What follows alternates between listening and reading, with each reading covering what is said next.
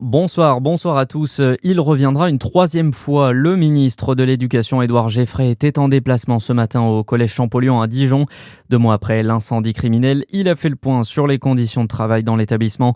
Ce drame est révélateur de certaines fractures et difficultés actuelles, a notamment déclaré le ministre, qui a également inauguré une nouvelle résidence d'auteurs. Édouard Geoffrey qui a réitéré sa promesse de venir une troisième fois d'ici le mois d'avril et peut-être même d'ici la fin de l'année scolaire, selon ses dires. Le record de janvier tristement battu au CHU de Dijon. Le temps d'attente aux urgences a atteint les 35 heures. Un mois après une première alerte, la situation s'est encore dégradée selon la CGT.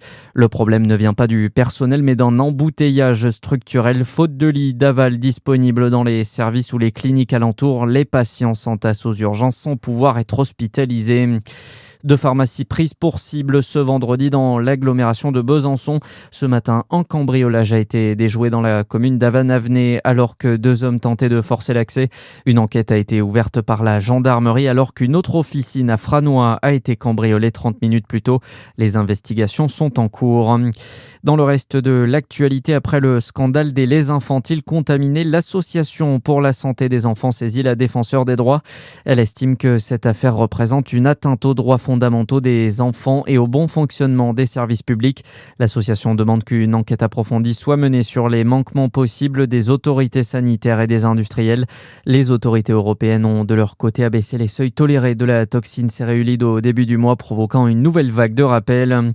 Et puis cap sur les Jeux Olympiques d'hiver de Milan-Cortina 2026. Si certaines épreuves ont débuté dès mercredi, le coup d'envoi officiel de ces 25e Jeux d'hiver, c'est ce soir avec la cérémonie d'ouverture. Elle aura lieu dans le mythique stade de San Siro entre des footballeurs de l'Inter et de l'AC Milan, mais aussi sur 3 des sites qui accueillent ces Jeux. Une cérémonie annoncée comme moins coûteuse que celle de Paris 2024, mais cela n'empêchera pas le spectacle, Christophe Miedouget. Et côté show, on attend Maria Carré, Andrea Bocelli, Laura Pozzini, mais aussi quelques surprises pour un spectacle qui rendra hommage à la culture italienne entre chansons populaires, opéra et un peu de techno sur les thèmes de l'histoire, de la gastronomie ou encore de la mode. Les athlètes, eux, seront répartis sur plusieurs sites pour la traditionnelle parade. Les Français défileront à Livigno, la station qui accueillera le snowboard et le freestyle tout près de la Suisse.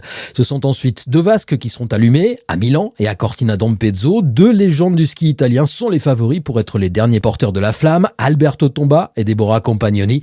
Et puis Sergio Mattarella, le président de la République d'Italie, déclarera les Jeux ouverts. Et à noter qu'une cinquantaine de chefs d'État sont attendus pour cette cérémonie d'ouverture qui débutera à 20h. Emmanuel Macron ne sera pas présent pour des problèmes d'agenda selon l'Elysée.